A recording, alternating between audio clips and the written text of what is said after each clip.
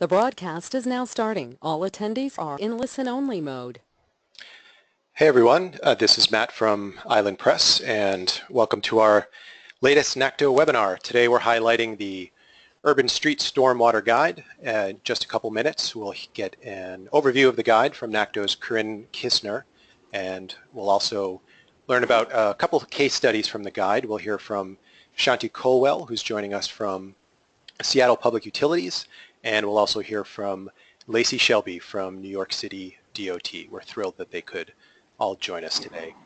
So before I jump in, just want to thank everyone involved in putting together this free webinar. Of course, I want to thank NACTO and my colleagues at Island Press, and a big thank you to River Network. And since this is actually River Network's, they're a new webinar partner, so I just want to take 1 minute to tell you a little bit about who they are and just why they're enthusiastic about the guide as a resource for communities looking to protect water resources. So for 28 years, River Network has filled a unique niche in the environmental community by focusing primarily on 2,000 plus river and watershed organizations that work at the local and state levels. They also strive to engage a much broader community to support healthy rivers. River Network's focus is on 3 strategic areas that are most important for healthy rivers: clean water, ample water, and strong champions. River Network worked with Hawkins Partners based in Nashville, Tennessee, to develop a recipe for integrating water and transportation infrastructure investment at the municipal level. This approach demonstrates a clear connection between stormwater runoff and the road system. It also involves neighborhood, utility, and local official guidance, and connects green streets to established local priorities. River Network has promoted green street strategies over the last few years by making available numerous resources, examples, and a recorded webinar on their website, rivernetwork.org, and by featuring the subject at their National River Rally. So we thank River Network members who have joined the webinar today. Thanks very much. So here is a quick rundown. Oh, I'm so sorry, and this is the slide for River Network, and I will leave this up on the screen just for a few seconds, just so you can get a little bit more information about them. And if you do have questions about River Network, you should reach out to Gail Killam. Her email address is on the screen, gkillam@rivernetwork.org. Sorry about that. Okay, but here is the agenda. In a second, I will introduce Corinne, who will kind of pull double duty as both a presenter and a moderator. She'll give about a 10-minute overview of the Urban Street Stormwater Guide. From there, we'll hear case study presentations from Shanti and Lacey. After that, the presenters will have a moderated discussion on some of the key issues found in the book, and then we'll open it up to questions. I encourage everyone to join in. You can submit your questions via the GoToWebinar panel, and you can submit them at any time during the discussion. We'll get to as many as we can. We'll leave about 10 minutes at the end for Q&A.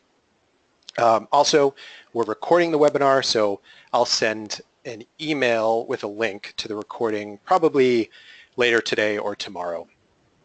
And I'm also happy to announce that today is the actual publication date of the Urban Street Stormwater Guide. So I encourage everyone to visit islandpress.org after the webinar and pick up a copy using the code 2NACTO, and that will give you 20% off.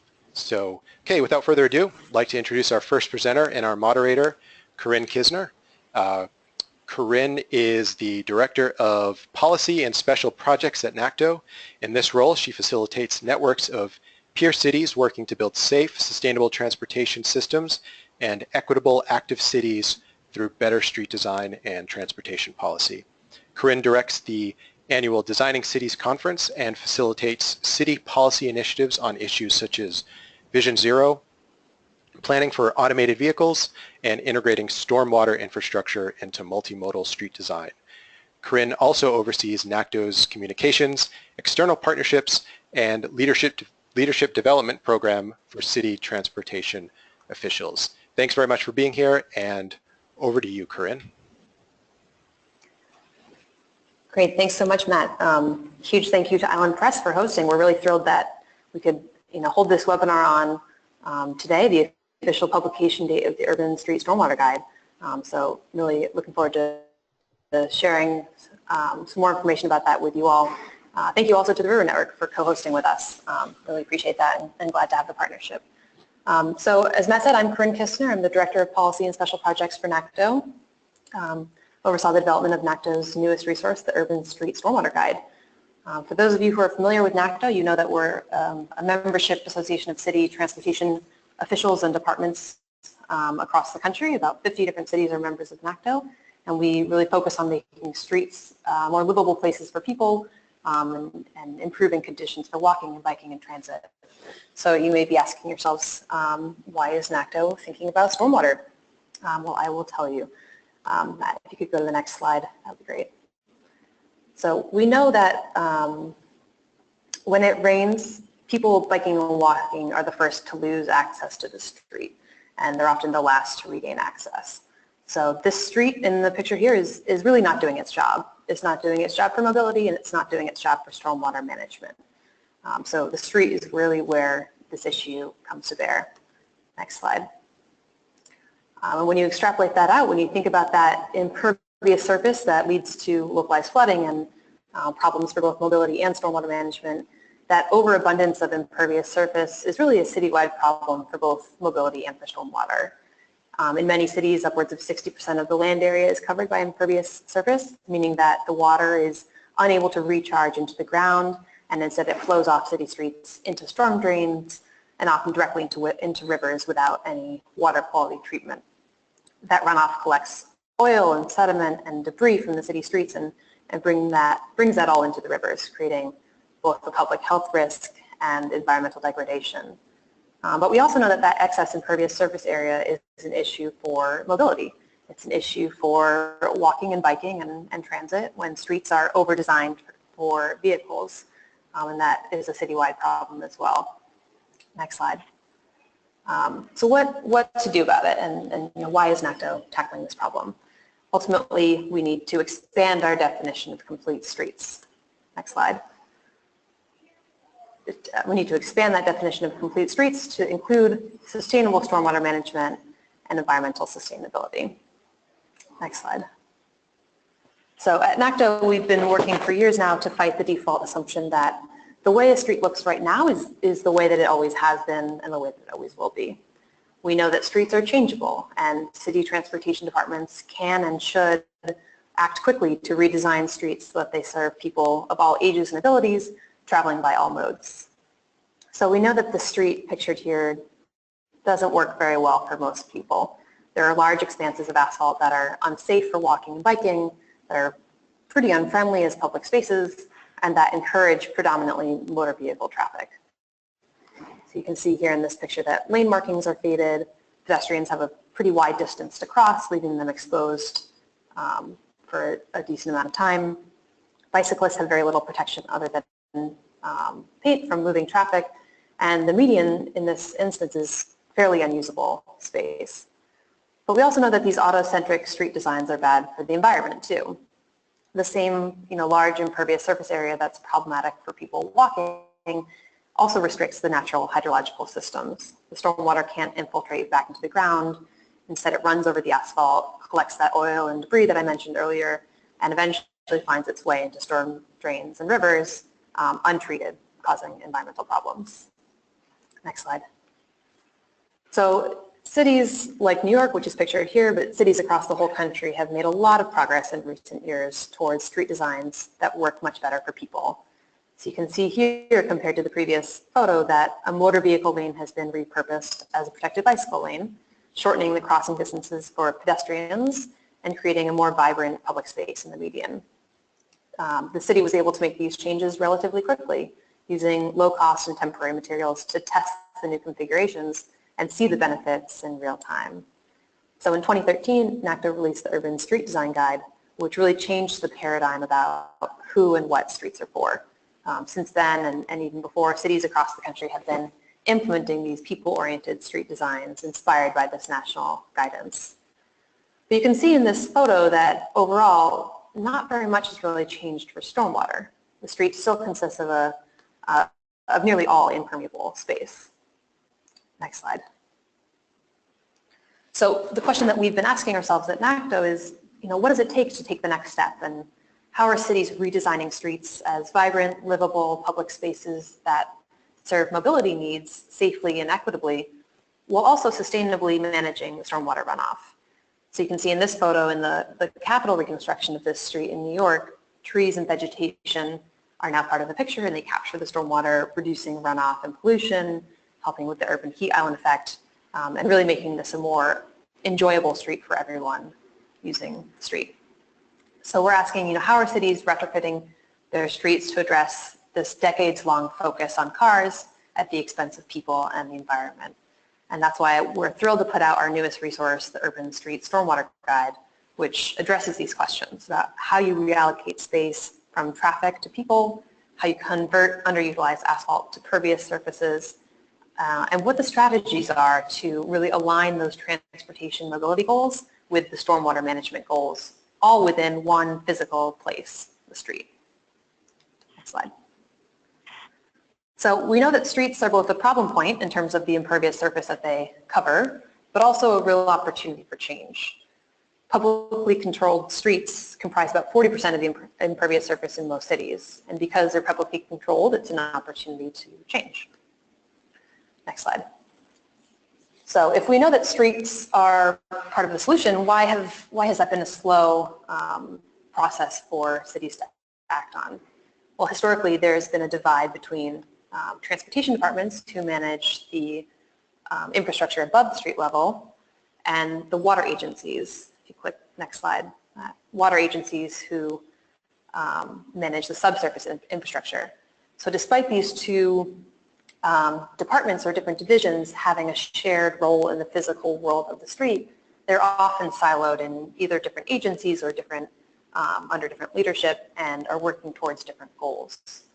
So part of the work that NACTO did putting together the Urban Streets Stormwater Guide was to convene an interagency steering committee of representatives from NACTO cities across the country who each sent both a transportation representative and a water or sewer representative to be part of this committee. So we really brought together this interagency group with diverse perspectives and backgrounds to talk about this shared goal of improving streets for mobility and stormwater. Next slide. So with the Urban Street Stormwater Guide, we are working to provide a graphical language, planning strategies, and technical design details, and ultimately a vocabulary for collaboration between these two different professions, providing details on a variety of different stormwater elements that can be incorporated alongside mobility elements in the right-of-way. So for example, you can see in this rendering, a bioswale is integrated into the bikeway buffer, which provides protection to cyclists from vehicles. Also, in the same line is the transit island, which speeds up boarding and makes transit operations more efficient and reliable. So looking at how you can use strategies to fit more infrastructure or more co-benefits within the same physical street space and provide those win-win opportunities. Next slide. So within the guide, we provide a number of different street typologies that illustrate how different types of streets can integrate green stormwater infrastructure alongside mobility. So for instance, in many cases, cities have overbuilt downtown streets and are retrofitting them now as safer places to bike and walk and improve transit speeds and reliabilities. So often, these construction projects focused on mobility outcomes may not involve really major changes to the subsurface. Next slide. But there are ways to improve, to integrate the stormwater benefits into these retrofit projects. So for example, in this rendering here, you can see curb extensions shorten the crossing distances for pedestrians, improving their safety. You can add curb extensions that reveal more space for stormwater, reallocating some of that space that had been previously dedicated to either moving or parked vehicles. You can see in this transit stop, incorporating green infrastructure is a technique that's been proven to reduce the perception of wait time for transit passengers and improve their comfort at the stop while they're waiting for the bus. And you can also see bioretention planters and street trees that manage runoff and provide shade canopy to people walking. So in this rendering, a bioretention facility is used alongside a bike share station both providing protection to the cycle track and really providing those opportunities to do more with less. Next slide. You can see this at play in San Francisco. I'll note that all of the different techniques in the NACTO Urban Street Stormwater Guide are drawn from member city experience. So everything in the guide has been proven and tested in a city around the country. So in this example, in San Francisco on open fell streets, native plantings in a bioretention facility alongside a protected bike lane manage the majority of the stormwater runoff and are proven to make people biking feel much safer. Next slide.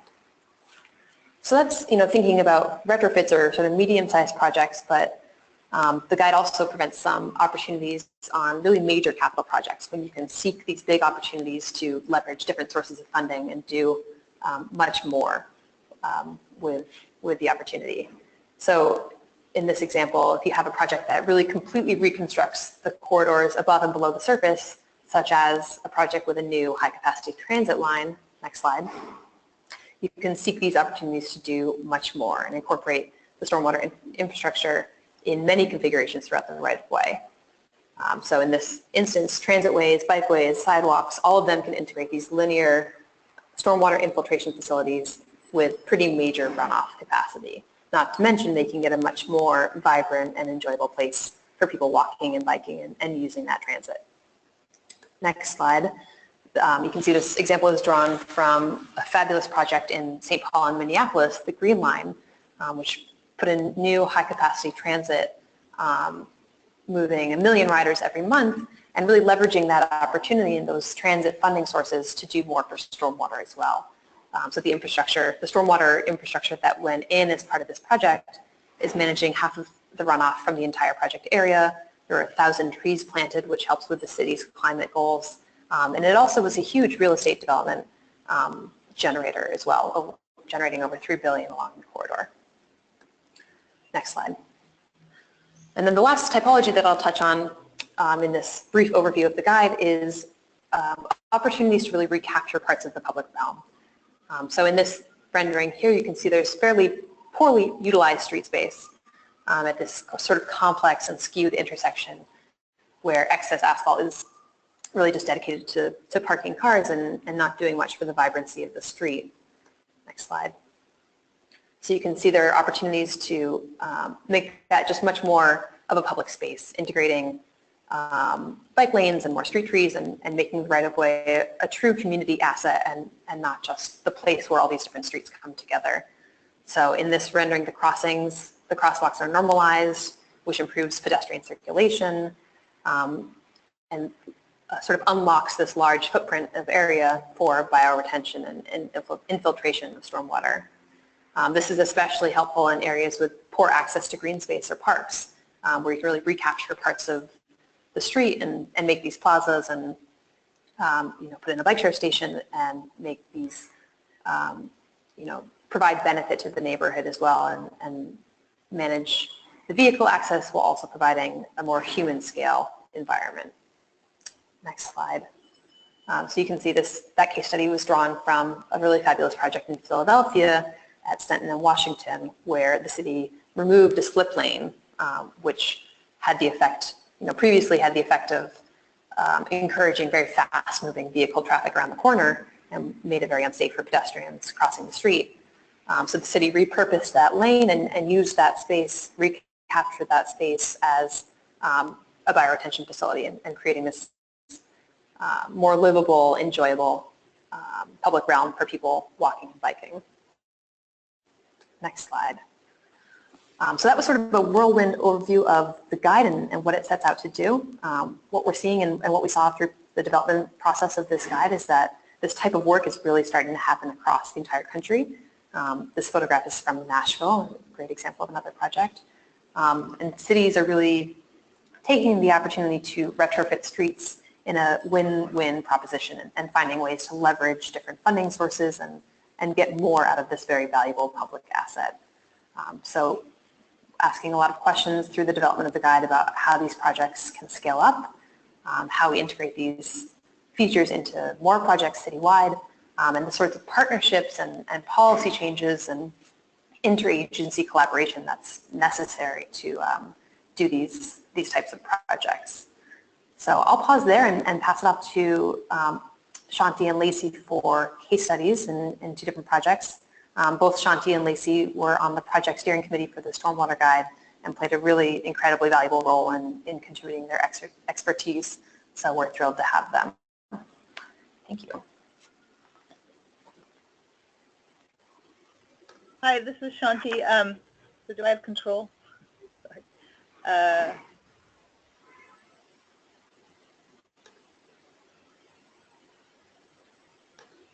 Hi, okay, great. I'm thrilled to be here. We are really excited, Seattle's really excited to have this opportunity to work with NACTO in presenting this guide.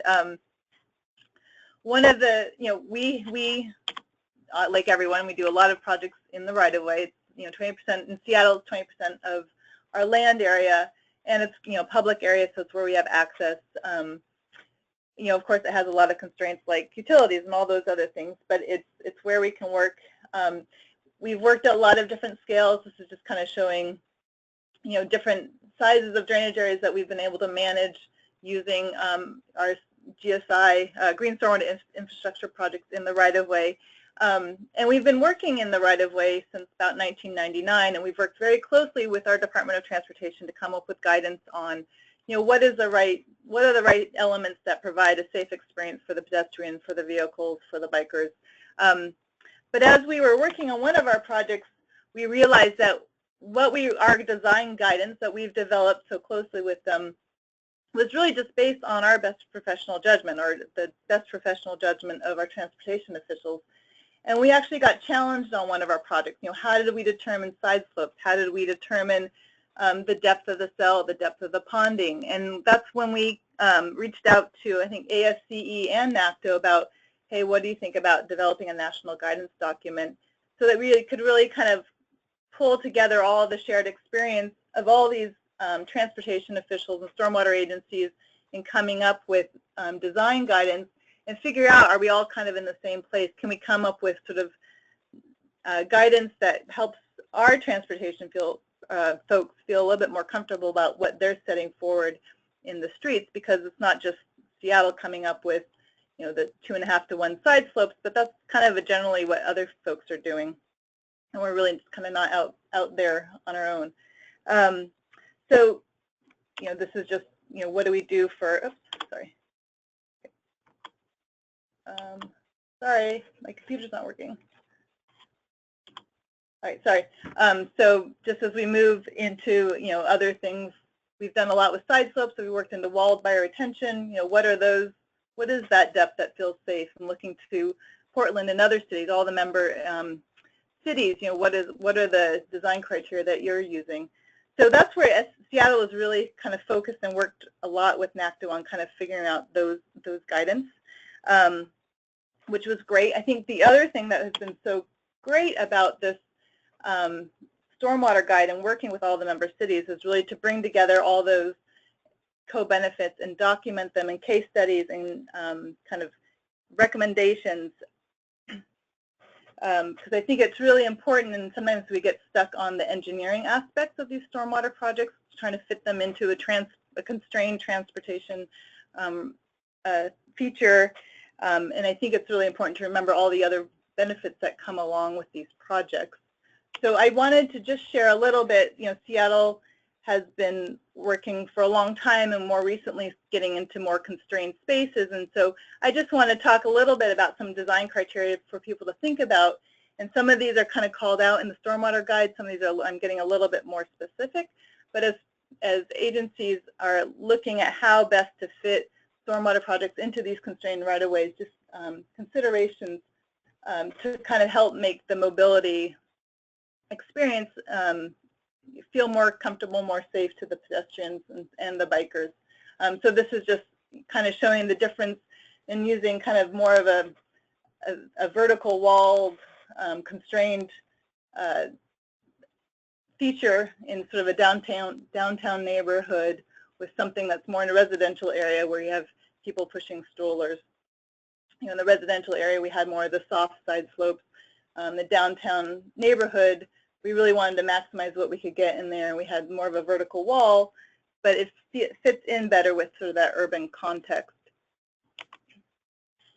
A couple other projects that we've done recently, we really were working in more constrained areas in the residential neighborhoods, and so we were looking at vertical walls and what does that look like. And this is just showing one of the projects we built, and I have another one that shows slightly different design approach.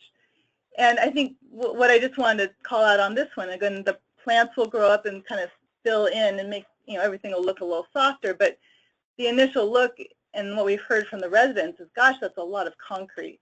So really thinking through, and the number of weirs, do you really need that number of weirs? Because it really makes it look very engineered in a residential neighborhood. So I think part of the thing I wanted to call out here is thinking about materials, thinking about some of the structural elements that you put in.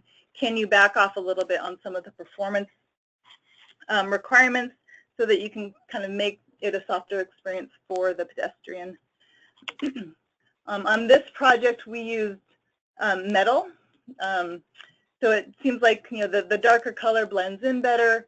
For our cleanouts, we used the dark metal instead of kind of the white PVC. We have a step-out area here, and that's actually another consideration. Do you have a hard step-out area on these stormwater projects where you're trying to reduce impervious area, or do you have the softer sort of mulched area like we do on the right? In Seattle, we've kind of taken the approach of looking at kind of how many pedestrians are in an area, what is required there. On the left, the hard surface was around a school, so we thought it was important to have a hard surface. On the left, that's really more the residential areas, and you just have kind of less pedestrian traffic. But again, that step-off area is one that Seattle is still trying to figure out the best approach. Another thing that we did on one of our recent projects when we're talking about working in constrained areas, we were going to be required to replace the sidewalk adjacent to our bioretention cell. And so we thought about how can we sort of work in this constrained area and not have to take away parking, which would be, if we had to bump out, or not have to have so many cells along a block. And because we were having to replace the sidewalk, we looked at how do we take advantage of that area under the sidewalk. So in this design, we used the structural soil cells and use those under the sidewalk for the structural support, and then filled in with our bioretention soil. So we have a mesh screen that kind of acts as the wall between, where the curb comes down on the sidewalk side, so the water can get through and access that surface area of the bioretention soil.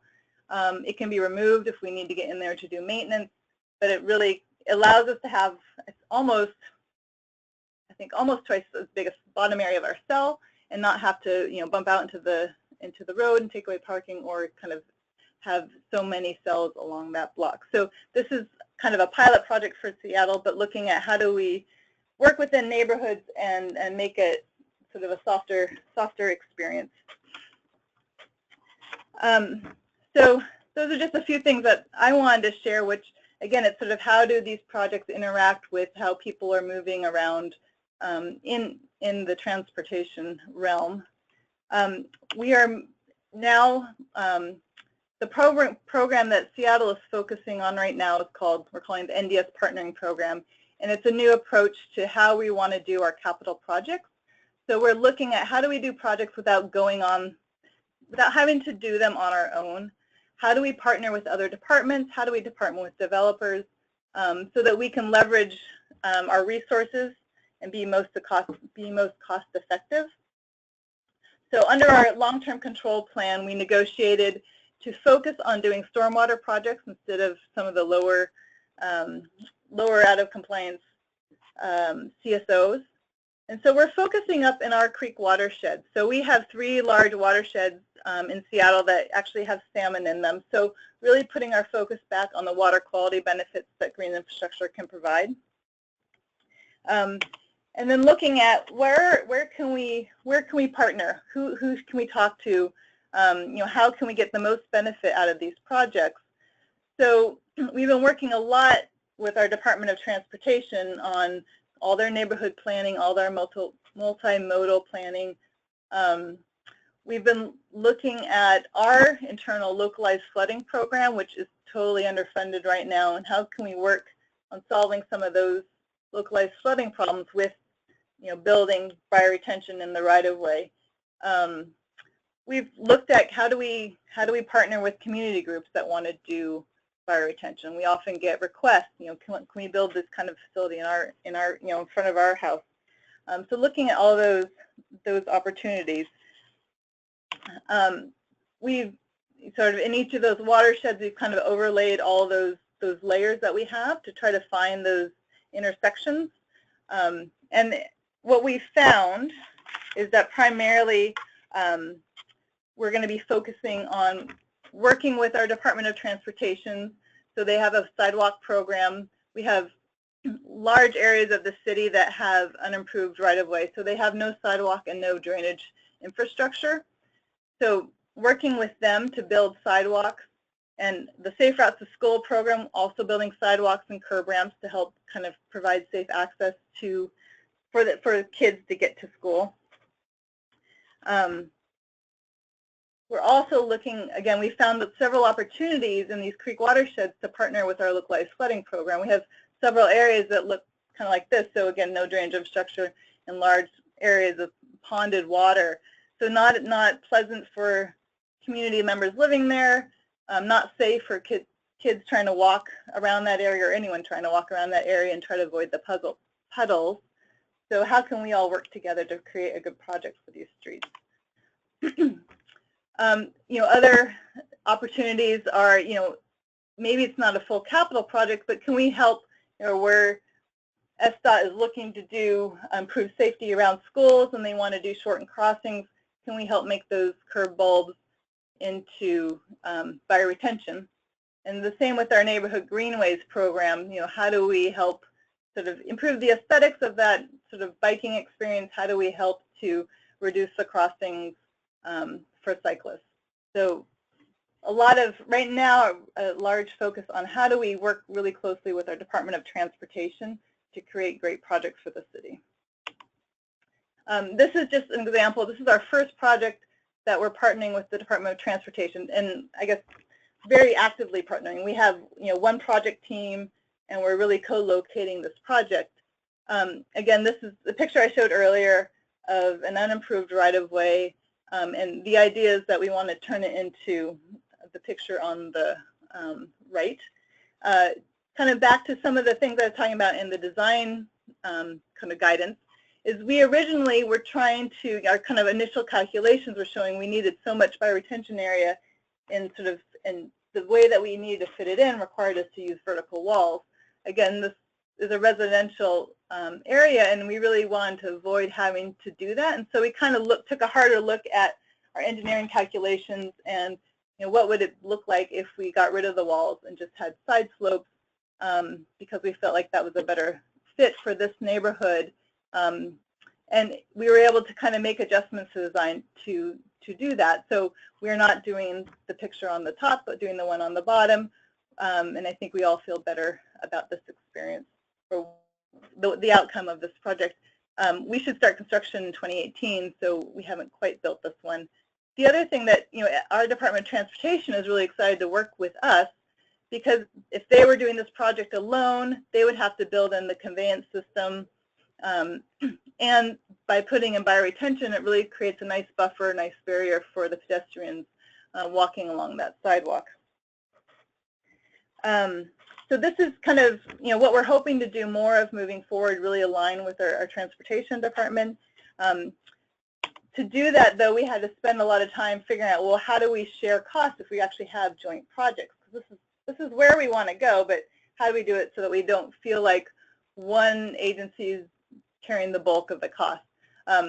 You don't need to look at the specifics of this, but there was about a year effort of looking at how do we figure out how to divide costs. And so there was a lot of work to figure out this, what we're calling now the proportional area, where we kind of allocate costs according to the ratio of surface area of SPU, which is Seattle Public Utilities and Seattle Department of Transportation primary elements.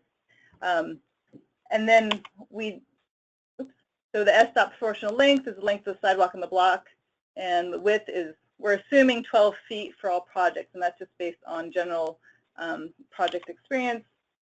For SPU, the proportional length is length of the GSI surface and any subsurface infrastructure improvements within the block, and the width is the maximum width of the GSI landscape on the block. And then, again, you don't need to look at this, but just kind of showing we have other ways of doing cost shares, and this is just sort of how we would distribute it. So we're working on an MOA with our Department of Transportation that really will kind of solidify this so that we don't have to do a negotiation every time on how do we share costs, how do we do these joint projects, because we're all very interested in working together, knowing that it's a cost savings for both agencies. If anyone wants any more information on kind of how we've been working through the cost share, I'd be happy to share any of that. So that's all I had to share. Thank you.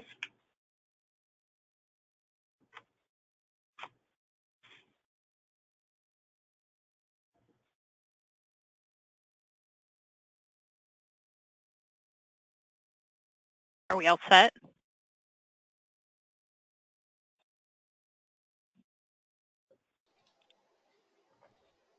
Hello? Oh, Hello? Are we all set? yeah, Lacey, I think we're ready for you. Let me go ahead and read your bio, though, just so everyone knows a little bit about you. Terrific. Yeah, Lacy Shelby is Director of Resiliency Planning and Management, New York City Department of Transportation. She spent her career adapting aging infrastructure to the demands of a rapidly changing climate. In her former role as Director of Green Infrastructure, Shelby was a major force in the city's plans for the reconstruction of critical street infrastructure following Hurricane Sandy, specifically utilizing climate adaptive strategies. Contributor to New York City's A Stronger, More Resilient New York, a comprehensive plan with recommendations for increasing resilience of infrastructure, Shelby, working with the Department of Transportation, developed strategies for hardening street infrastructure. Shelby is focused on exploring adaptive planning and design strategies in the public realm. Her current portfolio includes coordinating and collaborating with multiple city agencies in the deployment of flood and coastal protection measures, development of resiliency guidelines for street infrastructure, and analysis and vulnerability assessments of transportation infrastructures across New York City. So thank you for being here, Lacey, and I will share your screen right now. Great. I'm thrilled to be here with everyone. I have worked at New York City DOT, and I did do a stint with the city of Minneapolis as the principal urban designer, where we had many different types of challenges. Minneapolis is not a consent order city, and New York is, and so as we explored green infrastructure practices in Minneapolis, it became clear it's a different ball game when you don't have a consent order and funds to go with it. So I'm going to share with you about a new project here in New York City that I am a part of a working team on, but I can also answer any questions that you might have for jurisdictions that might not have consent orders, and some of the projects that we did in Minneapolis, including the green infrastructure as part of that transit infrastructure on the Green Line. So the Urban Street Stormwater Guide has these great green street principles that they outlined, and they're very consistent with what we're hearing from cities across the country in terms of trends. So designing for safety and mobility, of course, for transportation departments and mobility across the city, promoting equity and human habitat, protecting and restoring natural resources, designing for life cycle. You know, so much of our infrastructure is starting to reach its capital life, and we need to look at alternative materials in some of our building. Also, we have to start building our streets for a new era of climate challenges that we'll be facing. And optimizing Hey, Lacey, we yeah. can't see your slides. Did you, Sure. Are you sharing your screen? Oh, okay. Yep. There we go. Sorry, there was a little thing up that I didn't see. And then, of course, optimizing for performance and designing for resilience. a foundational principle in order to get green infrastructure implemented in cities of any scale is having a plan. And New York has successfully, with many different plans, have outlined the vision for implementing green infrastructure. And the plan that you see on the screen right now is, oh, should I minimize this guy? I don't know if you can see that. Is the most recent plan under the de Blasio administration that identified several initiatives and goals for reaching several targets. One of them in particular was expanding green infrastructure and smart design for stormwater management in neighborhoods across the city. And this is a commitment made above and beyond sort of the green infrastructure program that we had previously been operating under to meet consent order guidelines. It's really looking at several more practices available. I'm going to share with you a project called Cloudburst that looks at one of those principles. My role as the Director of Resiliency is now trying to figure out how if we just look at this ecosystem, you know, of the city as ecosystem, you can't separate resiliency from green infrastructure practices, and you can't separate that from the transportation infrastructure or the built form that it shares. So how do we adapt to maintain the continued services that we've been trying to achieve when we're dealing with all of these threats? So let me advance this slide. Okay, so one way we are doing that is this pretty phenomenal project called Cloudburst. And you might be familiar with Cloudburst because in Copenhagen, Cloudburst plan was developed in response to a major rain event that they had. And you can see the picture in the top right slide that Copenhagen experienced in 2010 and 2011 huge amounts of flooding. And so these major rain events were coined cloudbursts. So this major flooding created or resulted in a citywide planning strategy to try and mitigate some of these events using essentially a toolkit of street design strategies. And these types of strategies are strategies that some of us are very familiar with, such as like a bioswale or rain garden, but some of them we're not as familiar with, and that's changing the grades of the roads to facilitate the drainage. And looking at more complex undergrade systems beyond just the trench or the yeah. So what was really exciting was after this happened, our New York City and Copenhagen, based off of some recommendations that the mayor's office put forward, partnered last March, and our Department of Environmental Protection hired the design consultant Ramboll, who did the study in Copenhagen, to look at this type of planning strategy to focus on an area in Southeast Queens, one of our most vulnerable areas. So as you can see, for the Copenhagen study, they looked at a general area, and I'm showing you the slide because it kind of shows you the typologies of streets, but we'll get into that more later. So DEP hired Ramboll to look at the specific area in Southeast Queens where our Department of Transportation has a whole program because it is has seen significant flood events, and we know this, that there's so much pre-existing sort of localized flooding issues, but also in proximity to, you know, sea level rise and increased storm events that we're seeing. So DEP is the Sewer and Water Agency, Department of Environmental Protection, is really invested in this area because we need to identify the synergies between our transportation department and our Sewer and Water Agency to best align any future reconstructions in these areas. So what the study resulted in was the consultants identified 68 projects in this geography. And how these projects were identified was through a collaborative sort of working group style. And I think what was like really amazing about this was it's launched as a study, right? Because most of us, when we do execute capital projects in a city, you develop a project scope, and then it goes into design, and then it goes into construction. But there's not often an opportunity to do a pre-preliminary design, right? So where you actually get to do a study. So essentially it would be like a feasibility study.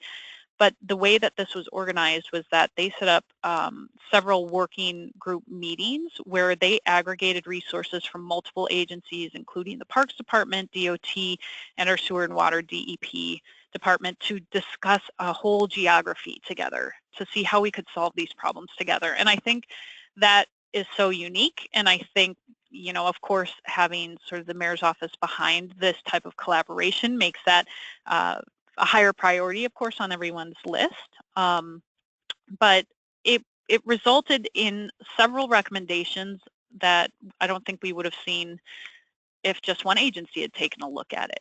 So the Cloudburst Master Plan study identified sort of 8 key areas where they zoomed into specific sort of threatened flood areas that happen with some frequency. And what they identified was that we really need to sort of layer in strategies to mitigate some of these impacts.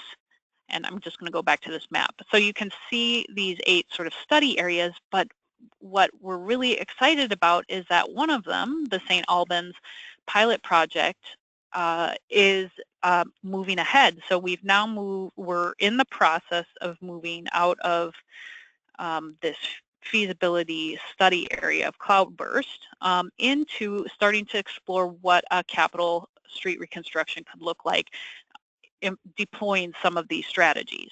Now, we're still a long ways off from that, and this is totally just an illustrative design and nothing that's been determined by you know, staff here if this for sure would work, because I'm going to talk to you about some of the issues that this raises. But as you can see, this offers a lot of placemaking opportunities for this neighborhood, for this street, while maintaining turning movements, you know, shortening crossing distance, and offering some greening and water quality enhancements as well.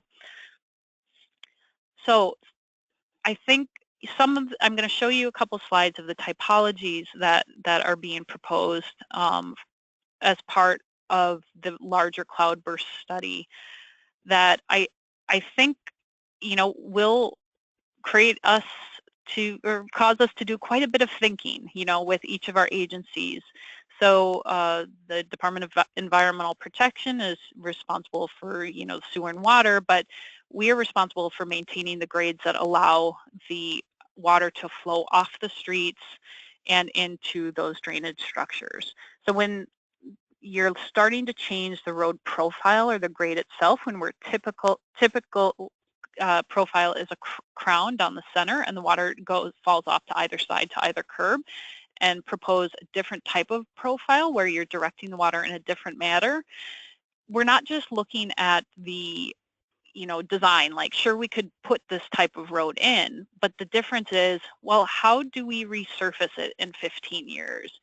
Or what kind of minimum grades do we need to have to ensure that the water drains, or what kind of drainage structure? So what would be the sort of surface expression that we might not know immediately, but is, you know, easy to see in design that it could potentially work, but we have all these other considerations around safety and mobility and drainage.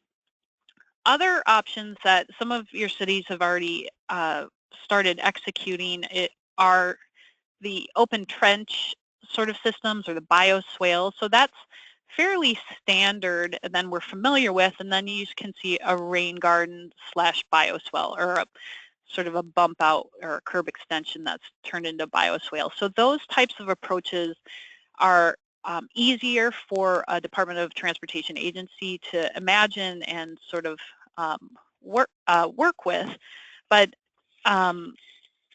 some of the challenges that we identify sort of initially at DOT is, you know, ongoing maintenance for these, you know, more dramatic interventions. Sort of what are the geometric issues around truck routes, bus routes? How would bike, you know, routes feel on a V-profile road?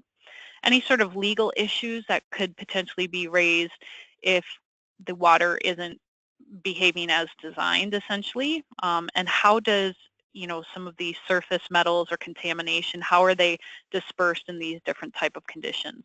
And of course, traffic studies, public outreach, and funding.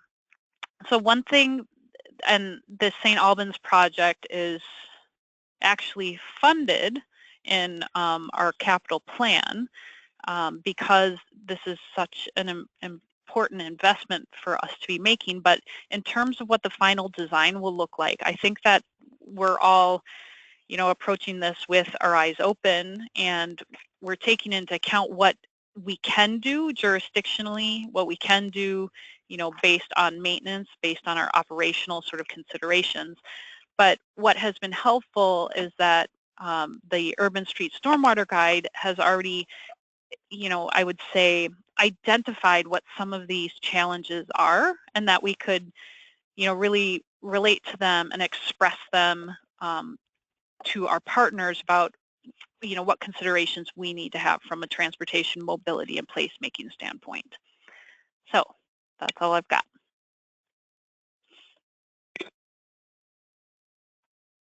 Awesome. Thanks so much, Lacey. And thanks, Shanti, also for some really fascinating case studies and examples of how this works when things really hit the ground. So we have a bunch of questions here from the audience, so I think we should dive right in.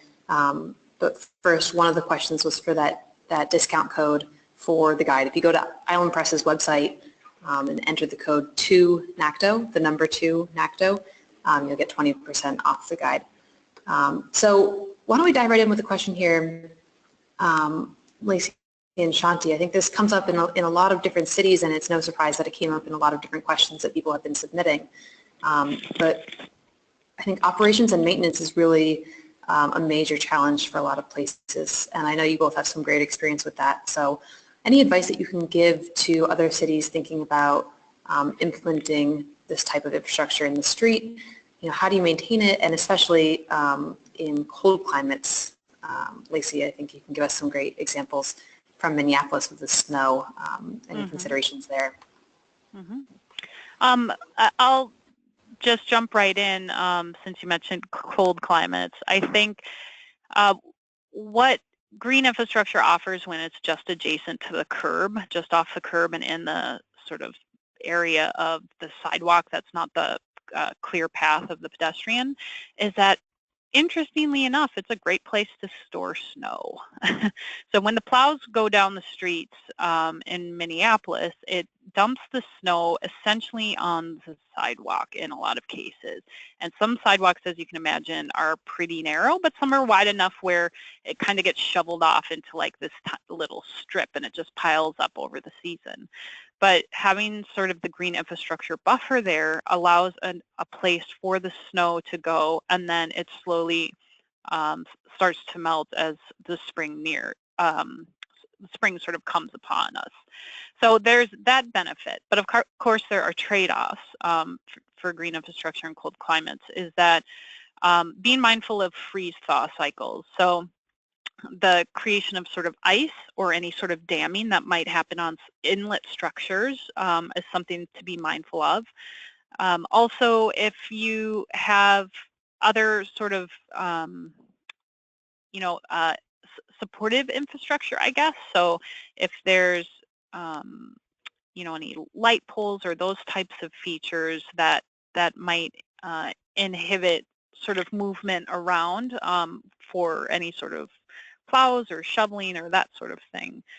But in terms of like long-term sort of maintenance and operations, it's like the one thing that I always kind of go back to is just try to standardize an approach.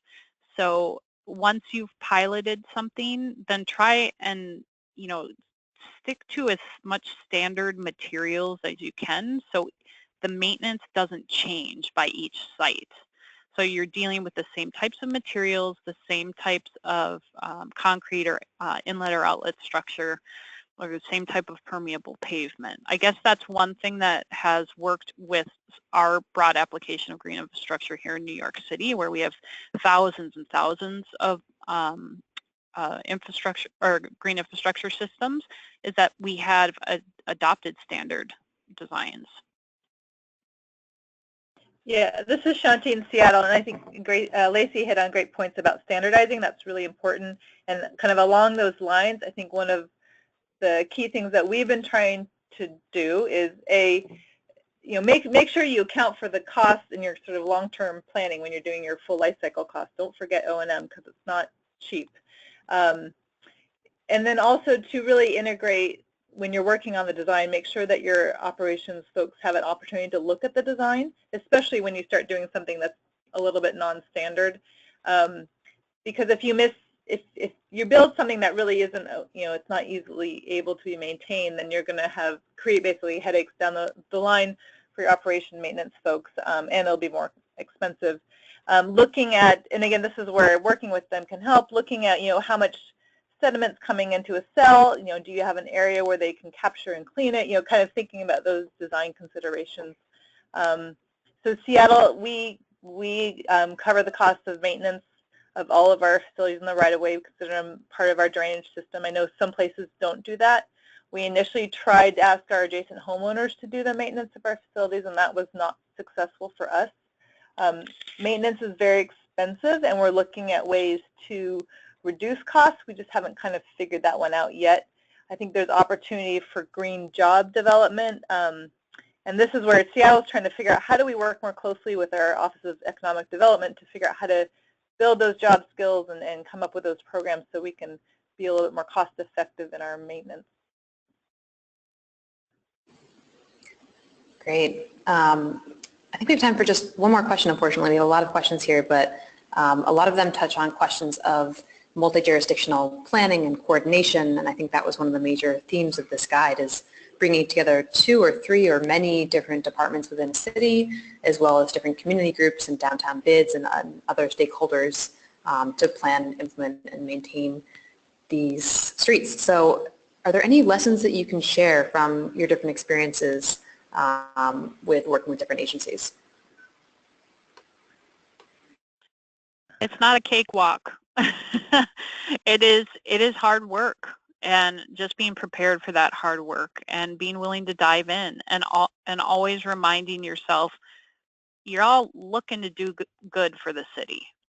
It's just that you have to balance your priorities, and a little give and a little take is going to happen on both ends, but try and determine what those sort of things that you can't budge on are early in the process, just for your agency or your group's interest, and then identify some things where you might have some flexibility. But all problems have a solution. It just might not be in your favor every time. Yeah, I'm not sure, Shanti, you probably have some thoughts. Yeah, I think you hit on it. It's not a cakewalk. I think, keep at it. Personalities are a huge part of it. I've just noticed in over the years working with our transportation department, as we've gotten new blood, or just people have gotten kind of warmed up to the idea. We've been doing it long enough that they're not quite so don't touch our right of way. So just bringing people along and sticking with it. I think also trying to highlight kind of the benefits. I think as we're cities are looking at complete streets, they're looking at we have more stormwater regulations where they're required to do these things anyways. And so kind of trying to make it more of a, how do we work together to come up with the best thing for the city, trying not to look at it as sort of so siloed, keep up the communication to kind of, how do we all work together to create the best thing? And I think engaging, especially as we come up with some of these resiliency goals, sort of mobility goals, how do we bring them all together and bringing them up the chain and having kind of making sure management is, on both kind of all those different agencies, that they're aware of what the challenges are with, budget cycles and staff time and all that, but how can they help to facilitate, can they talk and help to facilitate and make it a priority with both agencies to work together. But it's a challenge. I just want to add, you will have allies in the process from other agencies. So you might be having a certain position. I'll use an example when the park department and DEP and DOT were going over some of these initial designs back, I don't know, in 2011. There were some things that parks and DOT agreed on. And so we would be able to have conversations about how we might approach that with the other agency, kind of as a united voice. So, you know, as Shanti said, a lot of it comes down to personalities, and these people will, you know, they're not going anywhere, and they're going to be there through implementation. But it has taken years, and Shanti can say the same. It takes years. This is not an overnight thing, but it's well worth it. Great. Thanks so much, Lacey and Shanti. Some really great lessons, and as you said, it's definitely worth it. I think there's just such an amazing opportunity to get more out of our streets and to ask more of what we do with that space. So thank you both for your experience. Thanks everyone for joining today, and Matt, I'll turn it back to you. Great. Thanks, Corinne. It was a really pleasure to have everyone involved. Thank you, Shanti, Lacey, of course, Corinne. Also want to thank NACTO and River Network. It was great partnering with both organizations. Again, you can pick up a copy of the Urban Street Stormwater Guide. Go to islandpress.org. You can use the code 2NACTO to save 20%. And if you have a couple minutes when you sign off of GoToWebinar, there's a short survey. It'd be great to get your feedback. We really appreciate it. So thanks everyone for tuning in, and we'll see you again next time. Thanks. Bye.